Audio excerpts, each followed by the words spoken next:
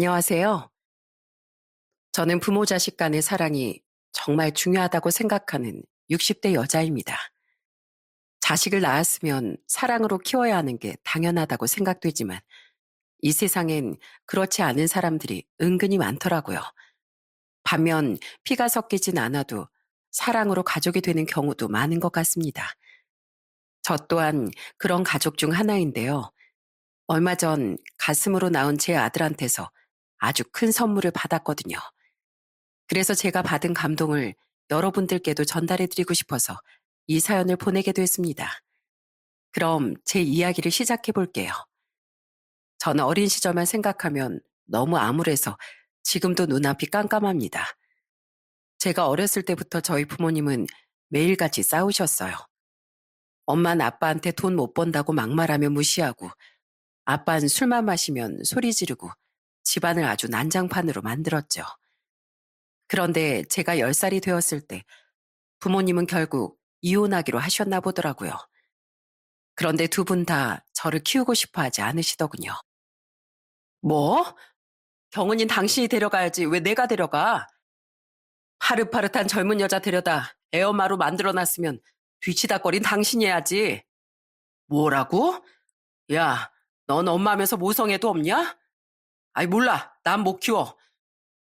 남자 혼자 딸을 어떻게 키워? 당신이 엄마니까 알아서 해. 저는 그 대화 내용을 듣고서 너무 큰 충격에 이불 속에 들어가 한참을 울었어요. 엄마 아빠 둘 다 나를 사랑하지 않는구나. 내가 있어서 귀찮기만 하구나 하는 생각에 그 어린 마음이 갈기갈기 찢어지고 말았답니다. 그렇게 한참을 싸우시던 끝에 합의를 하셨는지 결국 저는 엄마와 같이 살게 되었습니다. 그런데 저희 엄만 이혼하고 나서부터 저를 대놓고 귀찮아 하시더라고요. 아유, 첫째 딸은 아빠 얼굴 닮는다더니 왜 이렇게 지 아빠랑 이목구비가 똑같아? 손녀딸이 지 아들이랑 닮았다고 우쭈쭈 하던 그 할망구도 생각나서 짜증나 죽겠네. 저는 아빠랑 얼굴이 닮았다는 이유로 엄마한테 가진 막말을 들어야만 했어요. 심지어 제 생일 때도 축하는 못 해줄 망정 냉장고에 있는 반찬이나 대충 꺼내주면서 이렇게 말하더라고요. 내가 네 생일만 되면 기분이 더러워 죽겠어. 너만 안 나왔어도 내 인생 자유롭게 살 수 있었는데 너 때문에 내 인생 망쳐버렸잖아. 저는 그날 눈물 범벅이 된 밥을 겨우겨우 삼켜 넣어야 했습니다. 너무 속상하고 억울했지만 엄마한테 반항이라도 했다간 집에서 쫓겨날 것 같았거든요. 그래도 엄마한테 칭찬받고 싶은 마음에 학교에서 공부도 열심히 했는데 엄만 저한테 아무런 관심도 없더라고요. 제가 중학교 때 엄마한테 남자친구가 생기면서부턴 상황은 더욱 나빠지기만 했어요. 엄만 그때부터 툭 하면 말도 없이 집에 안 들어왔고 저는 혼자 김치에 밥을 먹으며 외로운 시간을 보내야 했죠. 하루는 엄마가 남자친구를 집에 데려왔는데 저보고 방에서 나오지 말라고 하더니 둘이서 해물찜을 맛있게 먹더라고요. 엄마 남자친구가 저한테도 줘야 되는 거 아니냐고 하니까 엄만 이렇게 말했습니다. 됐어. 쟨 이런 거 먹을 줄 몰라. 지 아빠한테 안 보내고 이렇게라도 데리고 살아주는 걸 감사하게 여겨야지. 안 그래? 저는 너무 서러워서 그날도 책상에 엎드려 한참을 울었답니다. 도대체 난 왜 태어났을까? 내가 원해서 태어난 것도 아닌데 왜 엄마한테 이렇게 미움을 받아야 할까? 매일 제 자신을 원망하고 또 원망했어요. 그렇게 우울한 학창 시절을 보낸 전 고등학교를 졸업하자마자 바로 기숙사가 있는 공장에 들어가 일을 시작했습니다. 그때까지만 해도 엄마가 믿긴 했지만 한편으론 엄마한테 사랑을 갈구하는 마음이 조금은 남아 있었어요. 제가 엄마한테 늘 짐짝이었으니까 엄마를 기분 좋게 해드리면 저를 사랑해주지 않을까 하는 일말의 기대가 있었죠. 그래서 전 첫 월급을 탔을 때 엄마한테 빨간 내복을 사드렸습니다. 그런데 엄마는 내복을 받자마자 인상을 찌푸리며 저한테 이러더라고요. 뭐야, 월급 타고 첫 선물이 고작 빨간 내복이야? 너 월급 얼마 받았어? 엄마가 여태까지 널 키워줬으면 월급 받은 거 몽땅 내놔야 될 거 아니야? 엄마, 나도 생활할 돈은 있어야 되잖아요. 그래도 엄마 생각해서 사온 건데 좀 기분 좋게 받아주면 안 돼요? 저는 그렇게 그날도 큰 상처를 받고 기숙사로 돌아왔습니다. 엄마의 고맙다는 말, 대견하다는 말 한마디를 바란 것 뿐이었는데, 그건 저의 너무 큰 바람이었더라고요. 그런데 엄만 그날 이후에도 저를 볼 때마다 계속 키워준 값을 운운하면서 돈을 달라고 난리를 치더라고요. 그러다가 어느 순간 그런 의문이 들었습니다. 과연 엄만 나랑 돈 중에서 뭘 더 중요하게 생각할까? 라는 의문이요. 그래서 저는 몇 날 며칠 고민을 하다가 공장을 다니며 모았던 500만 원을 들고 엄마를 찾아갔어요. 그리고 엄마한테 돈 봉투를 내밀며 이렇게 말했죠. 엄마, 내가 진짜 궁금한 게 있는데 대답 좀 해주실래요? 만약에 엄마가 나랑 이 500만 원 중에 딱 하나만 선택한다고 하면 뭘 선택할 거예요? 나 솔직히 여태까지 엄마랑 살면서 엄마가 나한테 짐작 취급할 때마다 마음이 갈기갈기 찢어졌어요. 그런데 만약 오늘 엄마가 날 선택한다면 그동안 엄마가 나한테 상처 준 거 있고 한 번 더 엄마를 믿어볼게요. 하지만 엄마가 500만 원을 선택한다면 난 더 이상 엄마를 안 보고 살 거예요. 그러니까 잘 생각해보고 제 질문에 대답 좀 해주세요. 그러자 엄만 인상을 잔뜩 찌푸리더라고요. 그리고선 평생 잊을 수 없는 충격적인 대답을 하셨답니다. 아유, 뭘 그런 당연한 걸 묻고 난리야? 당연히 난 너보다 500만 원을 선택하지. 게다가 네가 500만 원 주고 조용히 사라져 준다면 그것만큼 감사한 것도 없을 것 같구나. 나도 이제 내 인생 살고 싶거든. 저는 그 말에 신락같이 남아있던 한 가닥의 희망마저 무참히 끊어지고 말았습니다. 엄마한테 제 존재는 500만 원의 값어치보다도 못하다는 걸 그때 철저히 깨닫게 되었어요. 그래서 전 엄마한테 그 돈 봉투를 주며 이렇게 말했습니다. 저 같은 건 엄마 인생의 걸림돌밖에 안 된다는 얘기죠? 저한테도 엄만 제 인생을 불행하게 하는 존재밖에 안 되는 것 같네요. 그러니까 우리 여기서 그만 인연 끝내요. 나도 내 인생 내가 알아서 할 테니까 엄마도 엄마 인생 살아요. 다신 저 찾지 마시고요. 그러자 엄만 돈 봉투를 받고선 활짝 웃으며 뒤도 안 돌아보고 가더군요. 저는 가슴이 찢어지고 부서져 눈물이 앞을 가렸는데 엄마는 일말의 동정심이나 슬픔조차 느끼지 않는 것 같았어요. 활짝 웃던 그때 엄마 얼굴은 아직까지도 잊을 수가 없답니다. 저는 그 후로 엄마랑 아예 연을 끊고 살았어요.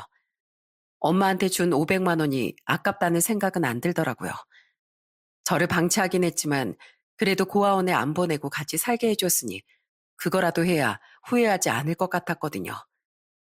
그 후 처음에는 너무 상처가 커서 매일 밤마다 울고 악몽을 꾸기도 했어요. 하지만 마음속에서 엄마를 지우자고 결심하고 나니까 점점 괜찮아지더라고요. 그렇게 열심히 돈도 모으면서 지내다 20대 후반에 남편을 만나 결혼을 하게 되었어요. 남편은 저의 사정을 알고도 보듬어주는 다정한 사람이었는데 시댁 식구들도 모두 다 좋은 분들이더라고요. 결혼 전에 시댁에 인사드리러 갔을 때 저희 시어머니가 제 사정을 물으시더니 이렇게 말씀하시더라고요. 아이고, 그 어린 시절부터 마음이 얼마나 아팠을까. 그런데 이제 걱정하지 말거라. 여태까진 외롭게 살았지만 이젠 그럴 필요 없단다. 우리 아들도 있고 우리 가족들도 있잖니. 이렇게 시부모와 며느리로 만난 것도 인연이니 앞으로 우릴 부모라고 생각하고 마음껏 의지하려무나. 저는 시어머니의 그 말씀에 너무 감동을 받아 펑펑 울고 말았어요. 첫 인사 자리에서 저도 모르게 그런 모습을 보여 너무 죄송했지만 시어머니는 그런 저를 따뜻하게 안아주시더라고요. 결혼 후에도 저희 시댁 식구들은 저한테 무척이나 잘해주셨어요. 결혼 후 제 첫 생일날엔 시어머니가 상다리가 휘어지게 생일상도 차려주시고 옆에선 시숙이 기타까지 연주하면서 생일 축하 노래를 불러주더라고요. 재수씨, 생일 축하해요. 앞으로 재수씨 생일 축하 노래는 제 담당이니까 맡겨줘요. 형, 내가 남편인데 노래는 내가 담당해야지. 왜 형이 담당해? 여보, 앞으로 매년 당신 생일마다 이렇게 가족끼리 모여서 파티하자. 당신이 그동안 생일 케이크 하나 못 받아보고 서럽게 살았던 세월 나랑 우리 가족이 다 보상해 줄게. 그뿐만이 아니었어요. 하루는 시댁에 갔는데 제가 옷을 얇게 입어 추워 보인다며 시어머니가 제 외투 단추도 직접 여며주시더라고요. 저희 엄만 제가 춥든 말든 관심도 없었는데 그런 시어머니를 보고 엄마의 사랑이 이런 거구나 하는 느낌을 받았답니다. 저는 결혼하고 나서 이제야 제대로 된 가족을 찾은 것 같다는 생각이 들었습니다. 명절 땐 친정에 갈 일도 없으니 3일 내내 시댁에서 지내면서 즐거운 시간을 보냈어요. 음식도 하고 고스톱도 치고 시어머니랑 같이 목욕탕에 가서 서로 등도 밀어줬죠. 평생 누려보지 못한 행복이 한꺼번에 몰려오니 이게 꿈인 게 아닌가 싶을 정도였답니다. 그런데 결혼한 지 1년도 안 됐을 때 다시는 보고 싶지 않던 사람이 저를 찾아왔어요. 이제는 남이라고 생각했던 엄마가 제가 일하던 공장에 찾아온 거예요. 저는 엄마를 보자마자 이렇게 말했습니다. 아줌마, 여긴 갑자기 왜 찾아온 거예요? 제가 이제 영 끊자고 했잖아요. 어머, 아유 엄마한테 아줌마라니. 설마 너 아직도 삐져 있는 거야? 그나저나 너 일하면서 모은 돈 얼마나 있니? 엄마가 급하게 돈이 좀 필요한데 네가 좀 도와주면 안 될까? 그럼 그렇지. 아줌마가 나한테 할 얘기라곤 돈 얘기밖에 없죠? 그런데 제가 왜 도와줘야 되는데요? 딸보다 돈이 더 소중해서 그 500만 원 받고 떠났으면 앞으로 나한테 도움받을 생각은 하지 말았어야죠. 아이, 왜 그래? 그래도 내가 널 배 아파서 낳아줬는데 조금 서운하게 했다고 이렇게까지 해야겠어? 내가 그 돈이 없으면 당장 빚더미에 오를 상황이라서 그래. 조금 서운하게 했다고요? 아줌마한테 10년도 넘는 시간 동안 딸을 방치하고 짐작 취급한 게 조금 서운한 정도로 끝날 일이에요? 난 아줌마가 나한테서 500만 원 받아간 그날 이후로 나한테 부모 같은 건 없다고 생각했어요. 아줌마가 아무리 빚더미 오른다고 해도 나하고는 상관없는 일이라고요. 돈 때문에 딸까지 버렸으면서 왜 잘 살고 있는 내 인생에 나타나 사람 기분을 더럽게 만들어요? 더럽다니? 너 지금 그게 엄마한테 할 소리니? 엄마 아니라고 했잖아요. 나 아줌마한테 10원 한 푼 줄 수 없으니까 당장 돌아가요. 돈이 필요하면 직접 일을 하던지 또 남자 하나 물어서 기대 살던지 알아서 하라고요. 알겠어요?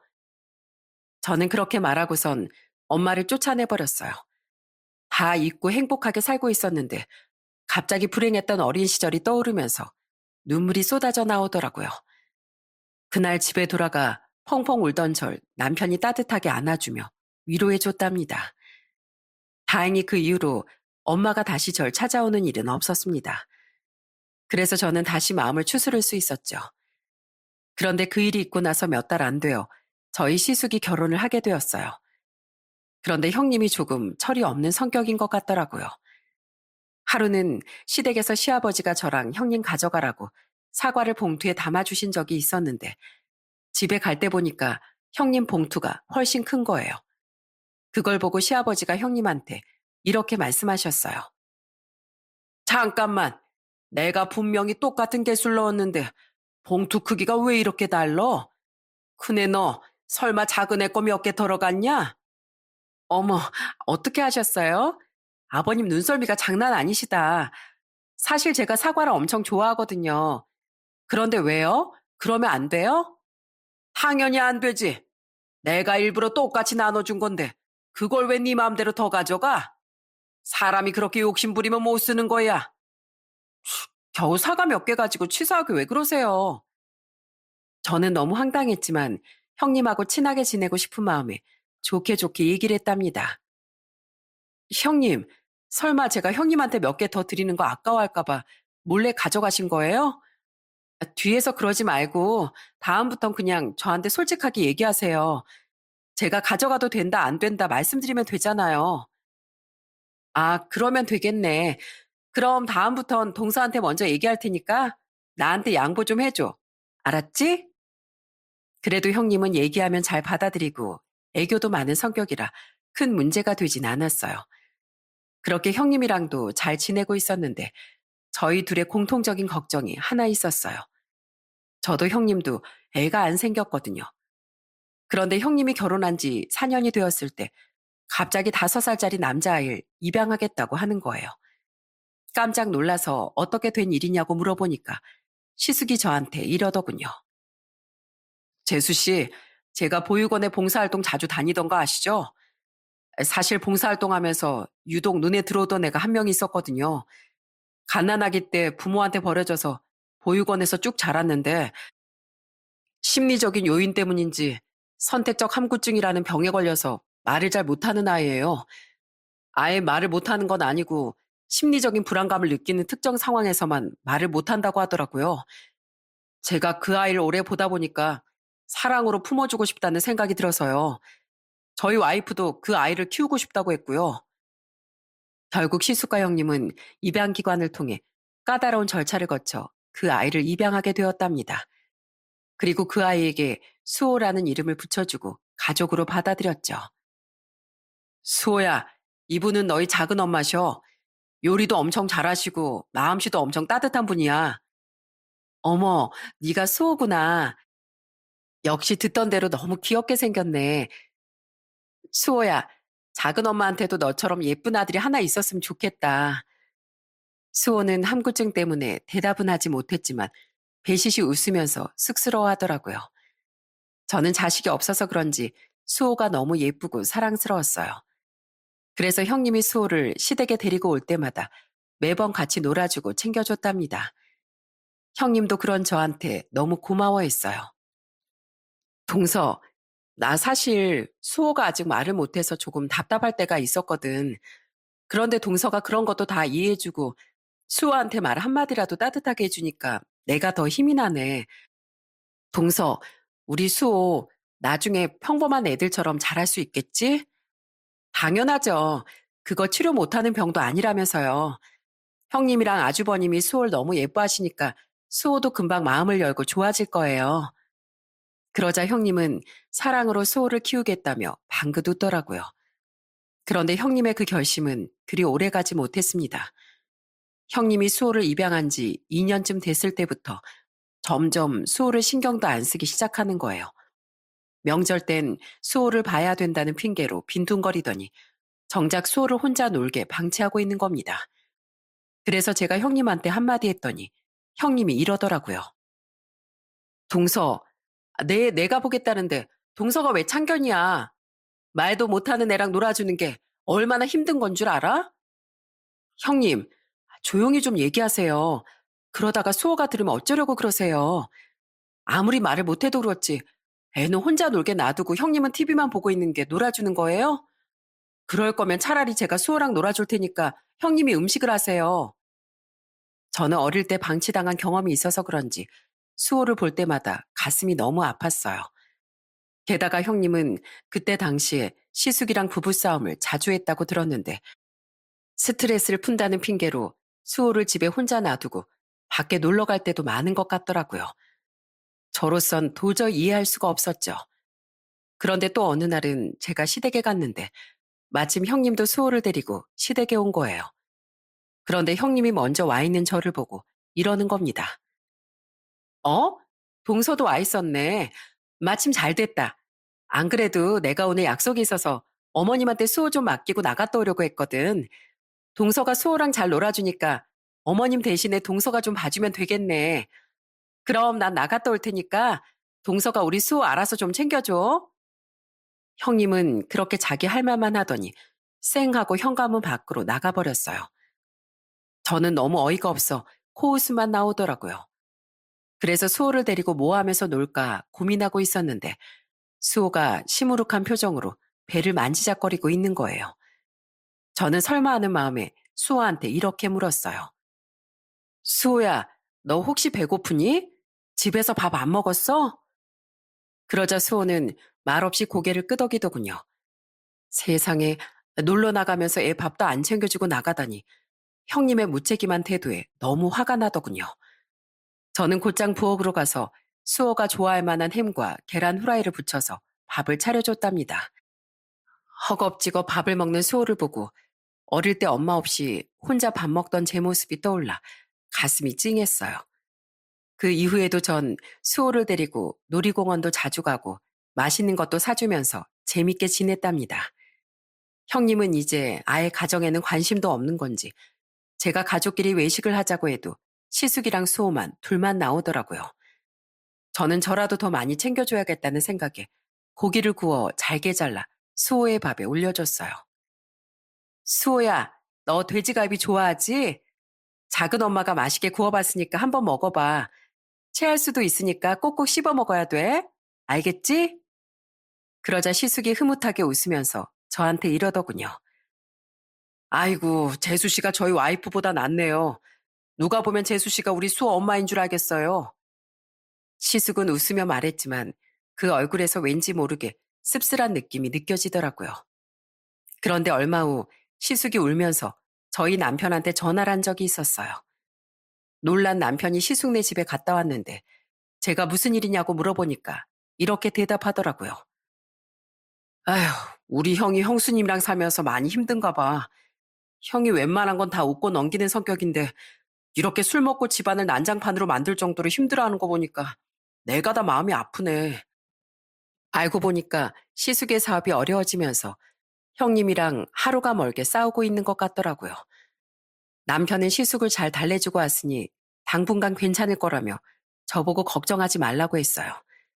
하지만 남편의 예상과는 다르게 시숙의 속은 돌이킬 수 없을 정도로 이미 썩어 문드러졌었나 봅니다. 얼마 안 가 시숙이 극단적인 선택을 하고 말았거든요. 시숙이랑 콩 한 쪽도 나눠 먹을 정도로 우애가 깊었던 저희 남편은 그만 주저앉고 말았어요. 형, 도대체 얼마나 힘들었던 거야? 그 정도로 살기 힘들었으면 나한테 얘기를 했어야지. 저 역시 저한테 무척 잘해주던 시숙이 그렇게 떠나고 나니까 가슴이 미어지더라고요. 그런데 남편이랑 같이 시숙의 유품을 정리하다가 시숙이 왜 그런 선택을 했는지 알게 되었습니다. 유언처럼 써놓은 시숙의 일기장을 발견했거든요. 오늘도 와이프는 50만 원 가지고 누구 입에 풀칠하냐면서 막말까지 하는데 정말 죽고 싶은 심정이다. 와이프 말대로 난 정말 무능력한 똥차에 조도 안 가질 쓰레기인 걸까? 와이프가 나한테 모진 말을 하고 소리 지를 때마다 쥐구멍이라도 숨고 싶은 기분이 든다. 이런 내가 뭐가 잘났다고 저 불쌍한 수호를 데려왔는지 제대로 된 아빠 역할도 못하는 내 자신이 너무 원망스럽다. 이대로 떠나버리면 모든 게 조용히 끝날 수 있을까? 형님은 입에도 담지 못할 막말을 그동안 시숙한테 내뱉으며 괴롭혔더군요. 저와 남편은 그 일기를 보고 머리 끝까지 화가 나 도저히 참을 수가 없었어요. 그래서 당장 형님을 찾아갔습니다. 남편은 형님을 보자마자 뺨을 사정없이 때려버리더군요. 아! 지금 뭐 하는 거야? 서방님, 미쳤어요? 왜 남의 뺨을 때리고 난리예요? 뭐? 미쳤냐고? 그래, 나 미쳤다. 사랑하는 내 형이 당신 때문에 죽어버렸는데 안 미치고 배기겠어? 당신이 우리 형 죽게 만들었잖아. 돈 못 벌어온다고 온갖 막말이랑 쌍욕을 하면서 우리 형 자존심을 박살내버렸잖아. 참나? 아니, 그게 왜 나 때문이야? 남자가 돼서 그 정도도 못 버티면 어떻게 살아? 뭐라고? 그게 형이랑 결혼한 당신이 할 소리야? 우리 형이 사업하다 잘 안 돼서 힘들어하면 당신이 옆에서 힘을 북돋아줬어야지. 그런데 어떻게 우리 형한테 그런 짓을 해? 당신이 얼마나 심하게 했으면 우리 형이 그렇게 예뻐하던 수호까지 버려두고 가버리겠냐고. 내가 왜 같이 버텨야 되는데? 내가 사모님 노릇하면서 떵떵거리면서 살려고 사업하는 남자랑 결혼한 거지. 구질구질하게 허리띠 졸라가며 살려고 그 인간이랑 결혼한 줄 알아? 저는 적반하장으로 나오는 형님을 보고 너무 화가 났어요. 그래서 형님한테 이렇게 소리쳤답니다. 형님, 진짜 해도 해도 너무하시네요. 형님 예전엔 아주버님이랑 잘 지내셨잖아요. 그래서 아주버님이랑 행복한 가정 이루고 살려고 수호도 입양한 거 아니었어요? 애까지 있으면 힘들어도 더 많이 참으셨어야죠. 왜 아주버님을 그렇게 극단적으로 몰고 가냐고요. 형님은 아주버님이 돌아가신 게 슬프지도 않아요? 아빠 없이 살 우리 수호가 불쌍하지도 않냐고요. 아니, 동서까지 왜 난리야? 내가 이 마당에 수호까지 챙겨야 돼? 어차피 내 애도 아니잖아. 난 이왕 이렇게 된 거 차라리 잘 됐다고 생각해. 안 그래도 말 못하는 애 데려다가 키우는 거 엄청 답답했거든? 이참에 그냥 수호는 파양하고 내 인생 찾아야겠어. 뭐라고요? 지금 그게 엄마로서 할 소리예요? 애를 데려왔으면 책임지고 키울 생각을 해야죠. 내가 왜? 사람 마음이 변할 수도 있는 거 아니야? 아무튼 나 못 키워. 남편도 없는데 나 혼자 어떻게 키우라고? 그렇게 수호가 불쌍하면 동서가 데려가서 키우던지 아니면 어머님한테 맡기던지 알아서 해. 안 그러면 내가 그냥 확 파양하고 고아원에 보내버릴 테니까. 형님은 그렇게 말하고선 뒤도 안 돌아보고 가버리더군요. 아무리 본인이 배 아파서 낳은 아이가 아니라지만 어떻게 저렇게 무책임할 수가 있는지 이해가 되질 않았어요. 친부모한테서도 버림받은 수호가 이번에 또 부모한테 버림받을 걸 생각하니까 제 가슴이 찢어지는 것 같더라고요.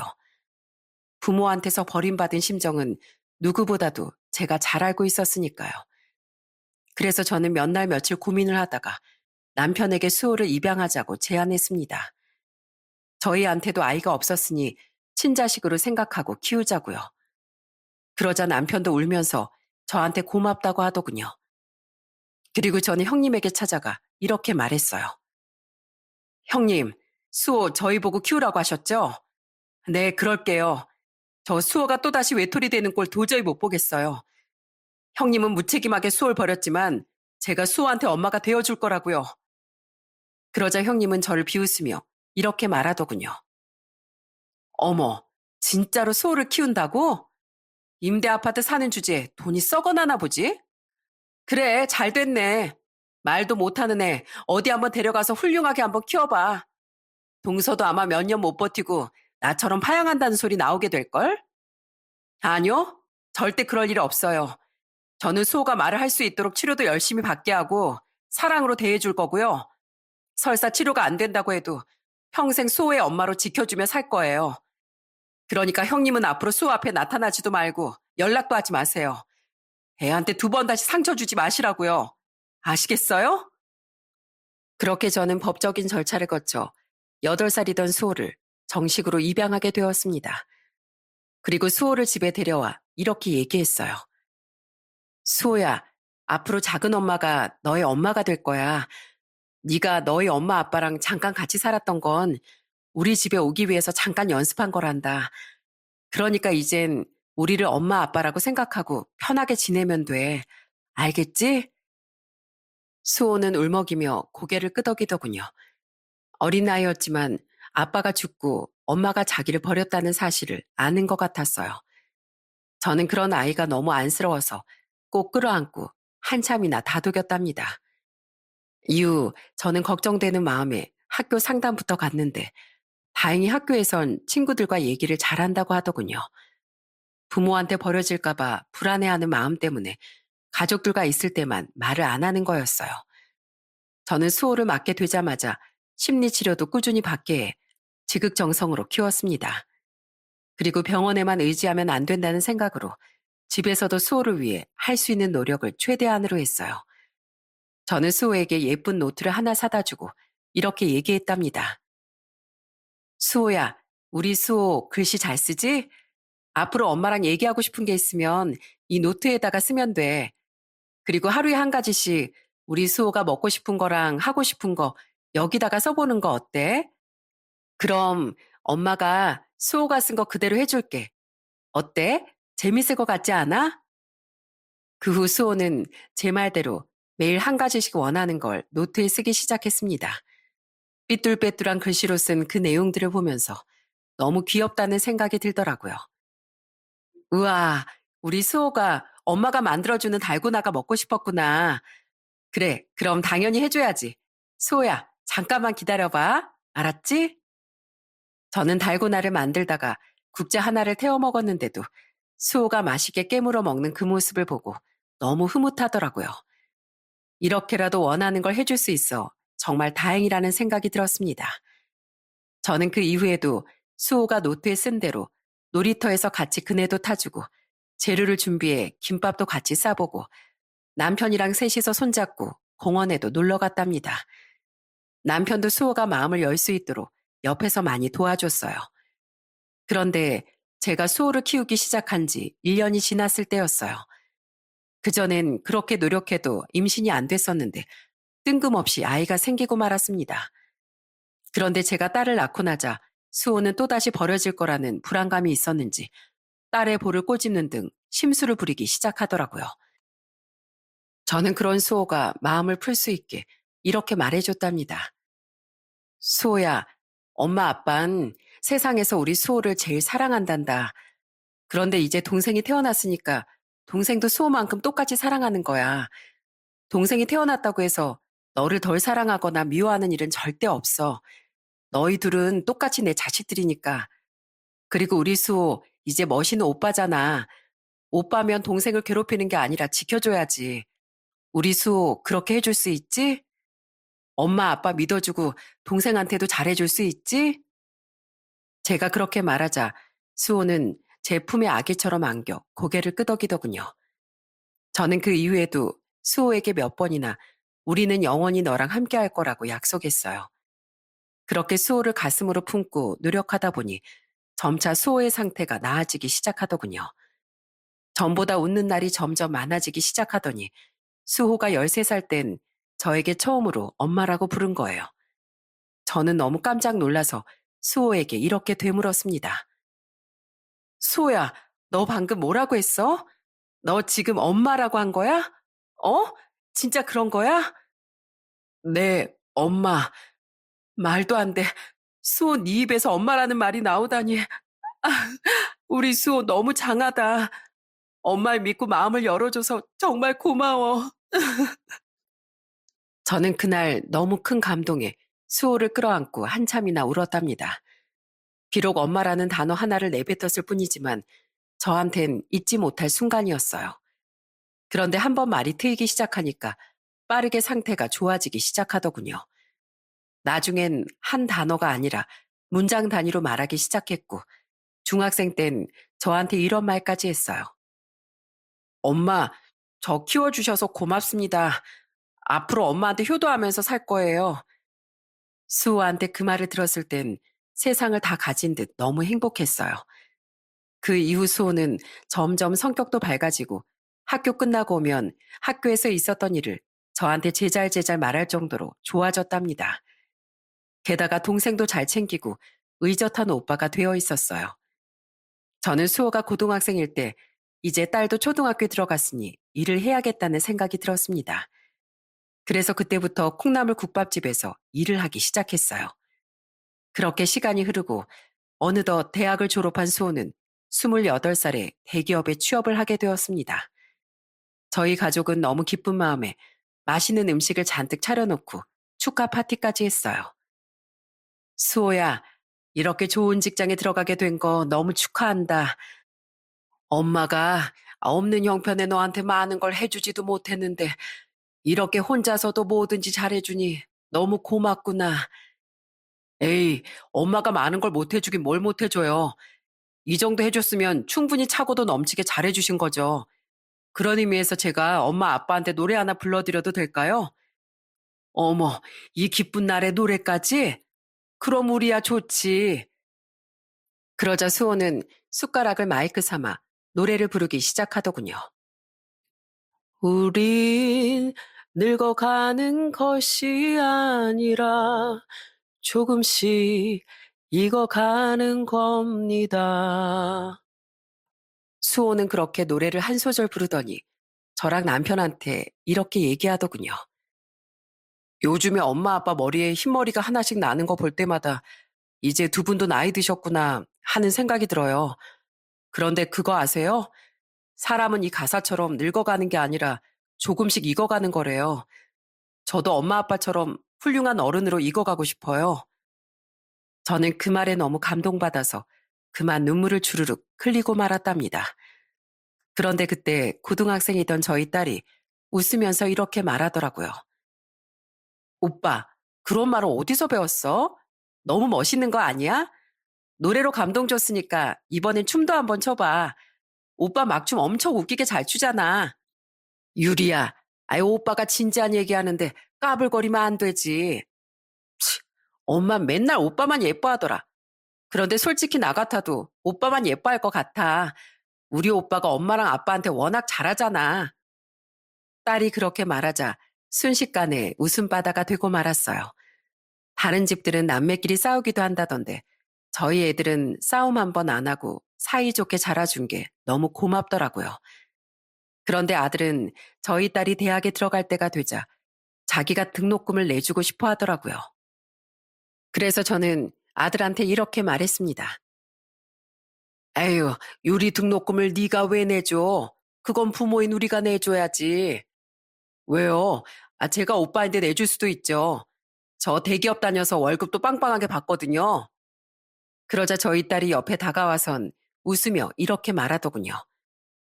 오빠, 그럼 나 등록금 말고 선물이나 사주라. 나 사고 싶은 거 있단 말이야. 오늘 나랑 같이 쇼핑 좀 가주면 안 돼? 쇼핑? 아이, 당연히 가줘야지. 갖고 싶은 게 뭔데? 지갑? 아니면 가방? 이참에 미용실에 가서 머리도 한번 해줄까? 우와, 진짜로? 아싸, 신난다. 역시 우리 오빠가 최고라니까. 딸은 신나선 아들의 팔짱을 끼고 집 밖으로 나가더군요. 저는 그 모습을 보고 너무 흐뭇해서 저절로 미소가 지어졌어요. 그렇게 저희 가족은 서로서로 아껴주고 배려해주며 행복하게 지냈답니다. 그런데 항상 좋은 일만 있는 건 아니더라고요. 저희 아들이 30대 중반쯤 되었을 때 남편이 교통사고로 다리를 다치고 말았거든요. 수술을 하긴 했는데 제대로 걷지 못하는 상태가 되는 바람에 더 이상 일을 할 수 없게 되었어요. 그래서 저라도 열심히 식당 일을 하면서 노후 대비를 해야겠다는 생각을 했죠. 하지만 이제 저도 60대 중반이 되고 세월을 이길 수는 없는지 몸이 고장나기 시작하더군요. 남편이 다리를 다친 지 2년 만에 제가 암에 걸리고 말았어요. 다행히 초기에 발견하긴 했지만 수술을 해야 돼서 식당을 그만둘 수밖에 없었죠. 그런데 제가 암 진단을 받은 지 얼마 안 됐을 때 아들이 갑자기 집에 찾아왔어요. 저한테 통장 하나를 내밀면서 이렇게 얘기하더라고요. 엄마, 아빠, 그동안 저 키우느라 고생 많으셨죠? 저도 이젠 진짜로 보답할 때가 온 것 같아요. 이거 엄마, 아빠 노후 대비용으로 쓰시라고 제가 열심히 모은 거니까 꼭 받아주세요. 그런데 통장을 열어본 저는 깜짝 놀라고 말았어요. 그 안엔 자그마치 1억 원도 넘는 돈이 들어있었던 겁니다. 수호야, 이 큰 돈은 어디서 났어? 이렇게 돈을 많이 모았으면 너 결혼할 때 써야지.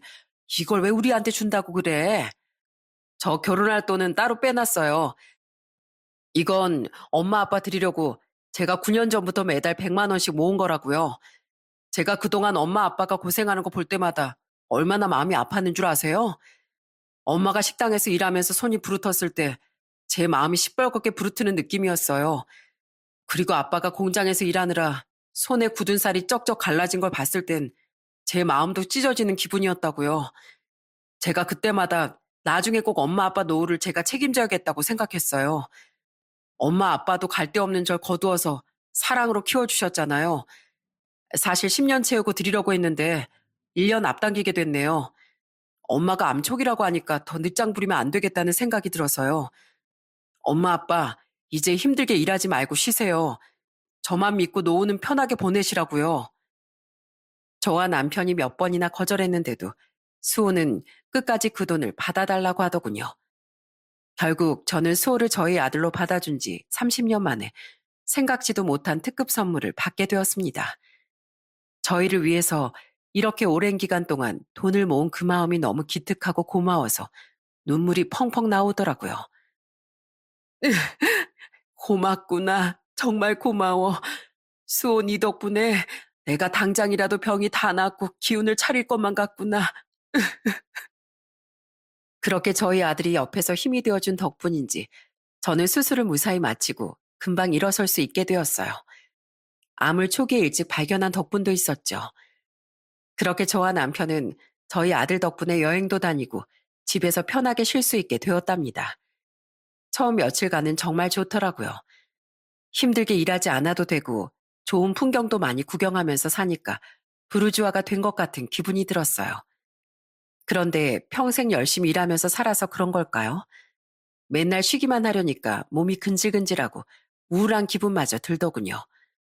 하루는 저희 아들이 집에 왔는데 이렇게 묻는 거예요. 엄마, 집에서 편하게 쉬시니까 좋으시죠? 그런데 주말인데 밖에 좀 놀러 가시지. 왜 또 집에서 TV만 보고 계세요? 제가 어디 다른 데 여행 또 보내드려요? 아이고, 됐다, 됐어. 평생 일하면서 살아서 그런지 노는 게 영 체질이 안 맞는 것 같아. 등산 가는 것도 한두 번이고 여행지에서 먹는 음식도 몇 번 먹다 보니까 집밥만 못하더라. 부엌거리라도 뭐 하나 할 거 있으면 좋을 것 같은데 영 마땅한 게 없네. 그런데 그 말을 하고 나서 한 달쯤 지났을 때였어요. 갑자기 아들이 또 선물이 있다면서 어딜 같이 가자고 하더군요.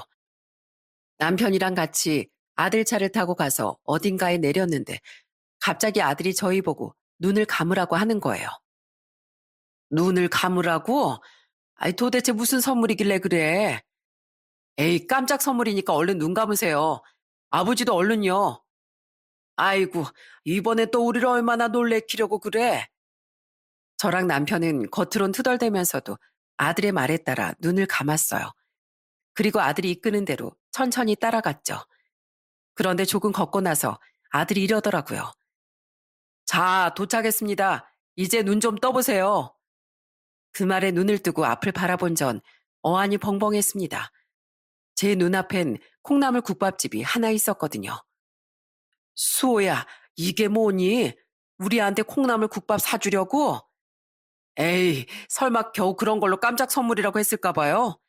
그게 아니라 이 콩나물 국밥집이 선물이에요. 계속 쉬니까 몸이 근질근질하다고 하셨잖아요. 엄마가 콩나물 국밥집에서 오래 일하셨으니까 이젠 이 가게에서 직원이 아니라 사장으로 일하세요. 어때요? 인테리어도 예쁘고 괜찮지 않아요? 엄마 집에서 버스로 15분 정도니까 그렇게 멀지도 않고 상권도 괜찮거든요. 엄마한테 콩나물 국밥집 차려주고 싶어서 알아보다가 여기가 매물로 나왔길래 계약하기 전에 먼저 보여드리는 거예요. 아이고, 이게 무슨 일이야? 이 가게를 내 이름으로 계약해 주겠다고?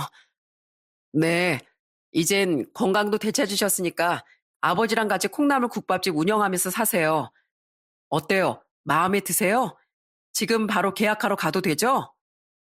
저와 남편은 너무 놀라 한참 동안이나 콩나물 국밥집을 멍하니 바라봤어요. 지난번에 아들이 9년 동안 모은 돈을 줬을 때도 너무 고마웠는데 이렇게 가게까지 해준다고 하니까 이보다 더 행복할 수가 없더라고요. 그렇게 그날 바로 저희는 부동산에 가서 계약을 하고 저는 결국 콩나물 국밥집의 어엿한 사장님이 되었습니다. 비록 15평짜리 크지 않은 가게지만 제 마음만큼은 그 어떤 것보다도 더 크고 풍요로웠어요. 그 이후 저는 콩나물 국밥집에서 일하던 경험을 살려 식당을 운영하며 즐겁게 지냈어요. 저희 남편도 카운터에서 계산을 담당하며 이제야 다시 일할 수 있어 좋다고 하더군요. 솔직히 여기까지만 해도 저희 아들한테 크나큰 선물을 2번이나 받은 거였는데 저희 아들은 거기서 멈추지 않고 3번째 선물까지 가져오더군요. 그건 바로 아들의 결혼이라는 선물이었어요. 은행원으로 일하고 있는 며느린 심성도 너무 착하고 반듯한 것 같더라고요. 처음 저희 집에 인사를 왔을 때 제가 걱정되는 마음에 예비 며느리한테 이렇게 물어봤어요. 아가씨 부모님께서도 우리 수호가 입양아 출신이라는 거 알고 있어요? 아무리 우리가 수호를 친자식으로 키웠다고 해도 다른 사람들은 편견을 가질 수도 있으니까 물어보는 거예요. 그러자 예비 며느린 환하게 웃으면서 이렇게 대답하더군요. 네, 당연히 아시죠. 저도 그렇고 저희 부모님도 그렇고 수호 씨가 입양하라고 해서 달라지는 건 없다고 생각해요. 그리고 수호 씨한테 얘기를 들어보니까 어머님 아버님께서 수호 씨한테 사랑을 듬뿍 주면서 키워주셨다면서요. 원래 부모한테 사랑을 많이 받아본 사람이 사랑을 줄 줄도 안다잖아요. 아마 수호 씨는 나중에 저희가 낳을 애들한테도 좋은 아빠가 될 거예요. 그만큼 사랑을 많이 받고 자랐으니까요. 그렇게 말하는 예비 며느리를 보고 저도 모르게 눈물이 왈칵 쏟아져 나왔습니다.